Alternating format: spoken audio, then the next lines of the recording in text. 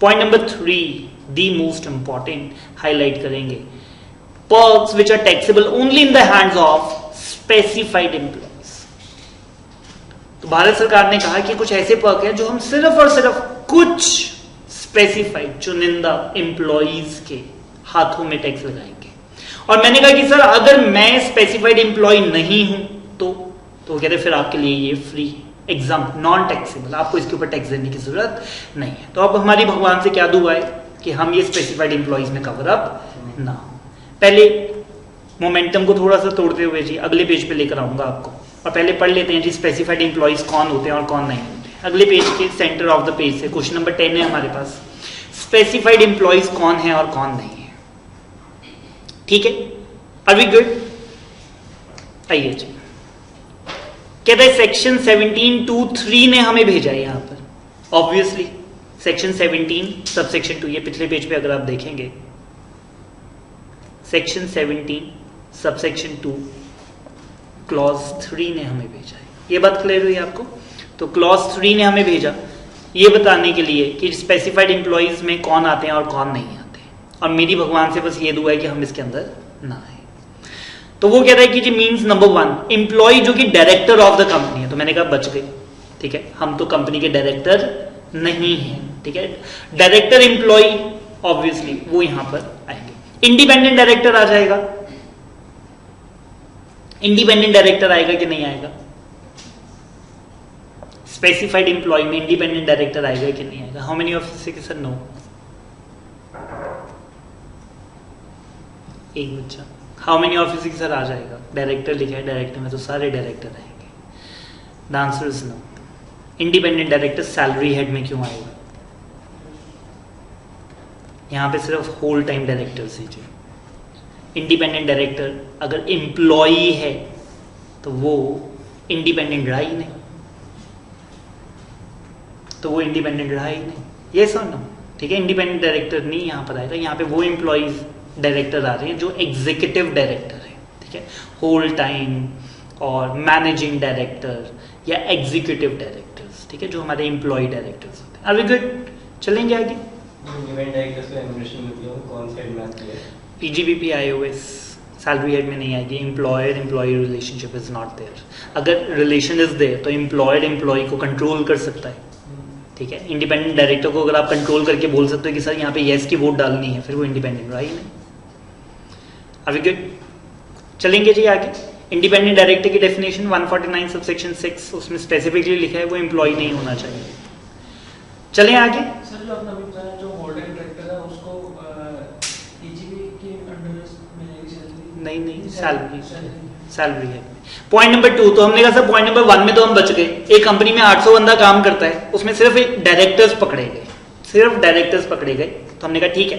Point number 2 कहता है कि ऐसा एम्प्लॉय जिसके पास कंपनी में सब्सटेंशियल इंटरेस्ट है, मतलब कहता है 20% या उससे ज्यादा के वोटिंग राइट्स हो। तो हमने कहा सर हम फिर से बच गए, ठीक है। पहले 2 पॉइंट्स में तो हम स्पेसिफाइड एम्प्लॉय नहीं बन रहे। एक में आपने पकड़े डायरेक्टर जो फुल टाइम डायरेक्टर या एम्प्लॉय डायरेक्टर या एग्जीक्यूटिव डायरेक्टर है। नंबर 2 जिनके पास कंपनी के अंदर ऑनरशिप हो, कितनी? 20% या उससे ज्यादा के, 20% या उससे ज्यादा के voting rights. Are we good? Point number 3 देखिए जिसमें सब पकड़े जाएंगे। दी वर्स्ट क्या कहते हैं? कहता है कि जी अगर आपको सैलरी हेड में 50,000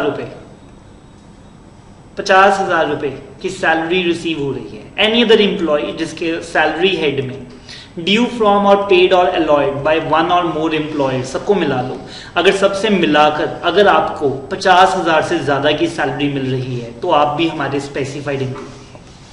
मैंने सरकार को बोला कि सर 1-2 जीरो यहाँ पे कम रह गई, ठीक है।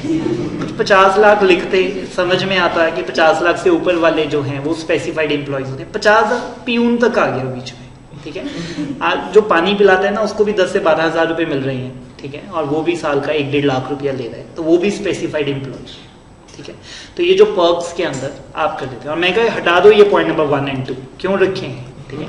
सी में ही सारे पकड़े जाएंगे और ये ए और बी वाले भी सी में पकड़े जाएंगे, ठीक है।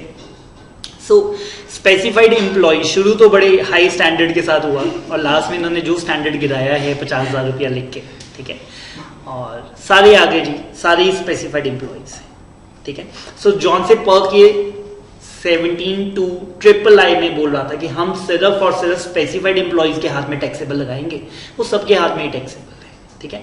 वो जो पर्क मैं आपको पढ़ाऊंगा आज की क्लास में, जैसे आएगा कि जी अगर आपको गाड़ी दी जाती है, ठीक है, कंपनी की तरफ से मोटर कार दी जाती है, तो वो सिर्फ स्पेसिफाइड एम्प्लॉइज के हाथ में टैक्सेबल होती है, तो वो सबके हाथ में टैक्सेबल है जिसको भी गाड़ी अगर मिल जाती है, क्योंकि उसकी सैलरी पूरे साल की 50,000 से तो ज्यादा ही होगी, पूरे साल की। अभी गेटिंग इट? ये करंट एम्प्लॉयर के मतलब कि से अगर विड्रॉ कर रहे हैं तभी आएगा, अगर तुमने पास्ट एम्प्लॉय के भी आ तो गया 1 and more employ,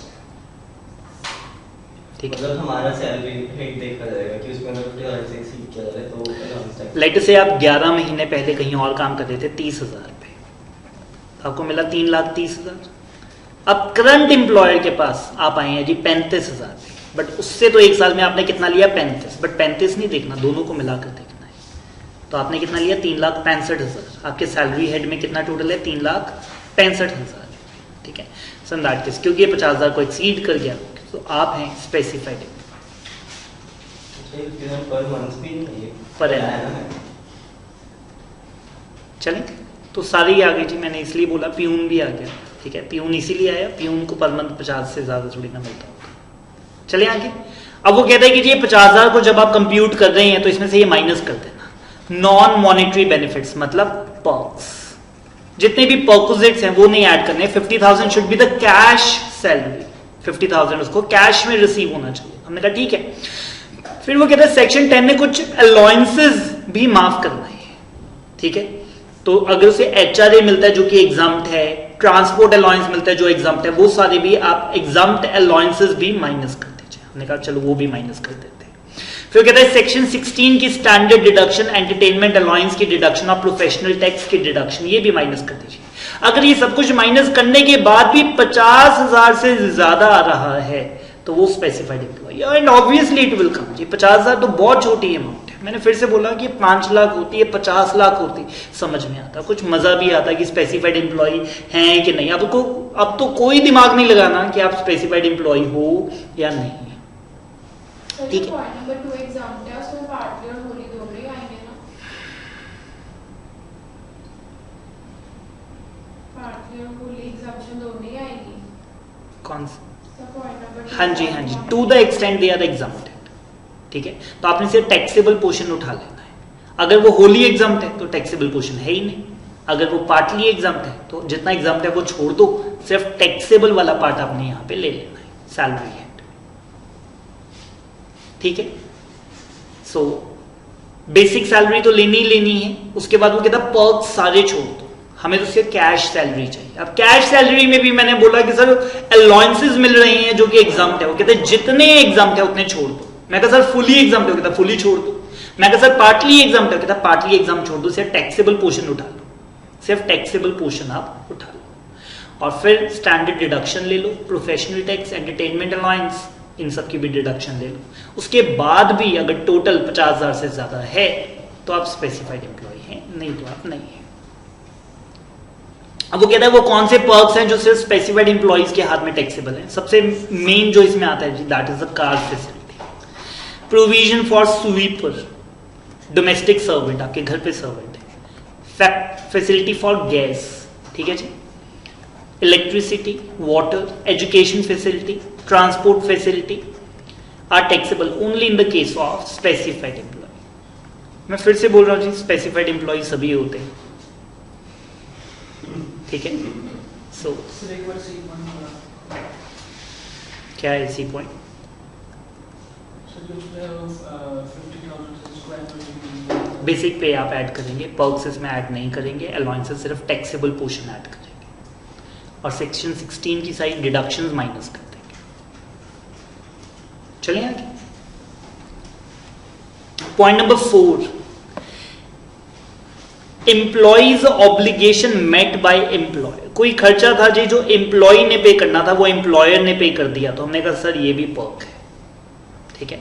and taxable in the hands of everyone, taxable in the hands of everyone, ठीक है। सिर्फ पॉइंट नंबर 3 ही था जो स्पेसिफाइड एम्प्लॉइज के हाथ में था, बाकी सारे पॉइंट सभी के हाथ में टैक्सेबल है, ठीक है।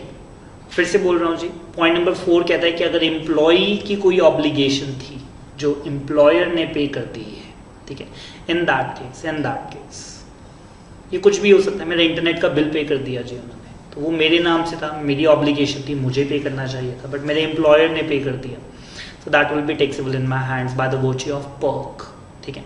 ये अलाउंस नहीं, उसने मेरे को कैश नहीं दिया, ठीक है, बट जो पैसे मैंने किसी को पे करने थे वो उसने पे कर दिए। ये बात समझ में है? और एग्जाम्पल देता हूँ, मेरे ऑफिस में कोई एम्प्लॉय था जी, कोई लड़ता झगड़ता, उसको ढूंढता हुआ आया जी, ठीक है, तो मैंने उसको बोला कि जी क्या बात है, वो कहता है इसने मेरे से 10,000 रुपये लिए हुए हैं, मेरे को वापस नहीं कर रहा। मैंने वो 10,000 रुपये उसको पे कर दिए, तो मैंने कहा कि जी ऑल सेटल्ड, वो कहता है कि ऑल सेटल्ड। ही वेंट, अब एम्प्लॉय कहता है सर आप मेरी सैलरी से काट लेना, मैंने कहा कोई बात नहीं, ठीक है, it's okay, I know you are facing the tough time, रहने दो, ये पैसे वापस करने, ये जो 10,000 रुपये ये पर्क के हाथ में, उसके हाथ में टैक्सेबल हो जाएंगे, क्योंकि उसकी ऑब्लिगेशन मैंने भी चुका दी, ठीक है। It may be a loan, it may be for anything, it may be for anything. Are we good? Point number 4। Point number 5, हमने लाइफ इंश्योरेंस या एन्युटी कॉन्ट्रैक्ट पेमेंट, तो वो कहता है कि जी any sum payable by the employee whether directly or through a fund other than RPF नहीं होना चाहिए, सुपर एनुएशन फंड नहीं होना चाहिए, ULIP that is deposit linked insurance fund नहीं होना चाहिए। तो अगर आपने उसकी लाइफ इंश्योरेंस करवा रखी है, बट ये सारी चीजें ना, आरपीएफ ना हो, सुपर एनुएशन फंड ना हो, और deposit linked insurance plan fund ना हो, टू अफेक्ट द एश्योरेंस, ये वर्ड समझ में आता है आपको, एश्योरेंस ऑन द लाइफ, ठीक है। लाइफ के अंदर इंश्योरेंस वर्ड नहीं यूज करते, इंश्योरेंस वर्ड गुड्स के लिए यूज करते हैं, लाइफ में वर्ड यूज कायदे से जो बनता है दैट इज द एश्योरेंस, ठीक है। किसी ने लाइफ की इंश्योरेंस करवाई है, उस लॉस की आप कभी भी भरपाई नहीं कर सकते, ठीक है। किसी का जो फैमिली मेंबर चला जाता है, आप उसे 5 करोड़ 10 करोड़ 100 करोड़ रुपया भी देते हैं, तो वो कहता है मेरे को नहीं चाहिए, मेरे को वो बंदा लाता हूँ, आप मेरे को कंपनसेट कर ही नहीं सकते। तो हमने कहा कि जी वहां पे वर्ड इंश्योरेंस नहीं यूज होना चाहिए। Insurance is for the car, for the mobile, कि गाड़ी गुम हो गई नहीं ला दी, ठीक है, गुड इनफ, ठीक है, क्योंकि उसके साथ मैं इमोशनली अटैच नहीं होता हूँ। मेरा मोबाइल गुम हो गया, आपने मेरे को नया मोबाइल सेम ला दिया, same model, I am good enough, ठीक है। अब मेरे को बट पर्सन के केस में ऐसा नहीं होता चाहिए, उस लॉस की भरपाई नहीं हो सकती, तो वहां पे वर्ड इंश्योरेंस यूज करने से मना ही है, ठीक है। Then they use the word assurance, ठीक है, जबकि टीवी में ऐड तो यही आती है लाइफ इंश्योरेंस, ठीक है, but the word is assurance of the life of the assessee to affect the contract for the annuity. तो वो कहते हैं कि जी या फिर तो आपने लाइफ इंश्योरेंस उसको दी है या एन्युटी दी है, तो ये दोनों भी सभी के हाथ में टैक्सेबल रहेगी। पॉइंट नंबर 6 के अंदर अमेंडमेंट है, कल की क्लास में मोस्ट लाइकली होगी जी, बट अभी पढ़ लेते हैं, अभी तो बिकॉज हम लिस्ट पढ़ रहे हैं, that is the ESOP sweat equity shares. याद है आपको, कंपनी लॉ के अंदर पढ़ा के आए हूं जी आपको, ठीक है। ESOP section 62 sweat equity shares, ESOPs जिसके अंदर मैंने आपको बताया था रिटेन करने के लिए, जब आप अपने एम्प्लॉय को रिटेन करने के लिए कहते हैं कि जी आप हमारी कंपनी में 1 साल 2 साल 5 साल लगा लो, और आपको कंपनी के शेयर प्री डिटरमाइंड प्राइस के ऊपर 250 रुपए के हिसाब से दिए जाएंगे। फ्यूचर में प्राइस 500 हो जाए 5000 हो जाए, हम तो आपको 250 के हिसाब से दे देंगे अगर आप हमारी कंपनी में 5 साल पूरे कर लेते हैं तो, ठीक है। अब उसने 5 साल पूरे कर लिए, ऑप्शन वेस्ट हो गई, पहले ऑप्शन उसको ग्रांट होती है, फिर वेस्ट होती है, फिर वो ऑप्शन को एक्सरसाइज करता है, और उसने ऑप्शन एक्सरसाइज कर ली, जिसमें कंपनी का 5000 का शेयर अगला पर्सन 250 रुपए में ले गया। तो हमने कहा ये जो 4750 है उसके हाथ में टैक्सेबल होंगे, ठीक है। और by the virtue of perk, not the cash, cash तो हमने दिया नहीं, हमने तो उसे क्या दिया, इनडायरेक्टली कोई इन काइंड पे किया है, so in that case it will be taxable in the perk. Same is for the sweat equity shares, जो आपको याद हो, नो हाउ, कॉपीराइट्स या कंपनी की गुडविल के लिए अगर आप पे करते हैं और डिस्काउंट पे इशू कर सकते हैं जी स्वेट इक्विटी शेयर्स, तो अगर आपने उसे वो पे किए हैं, so in that case again ये उसके हाथ में टैक्सेबल होंगे अंडर द हेड सैलरी और by the virtue of perk, क्योंकि ये पर्क माने जाएंगे। Are we good?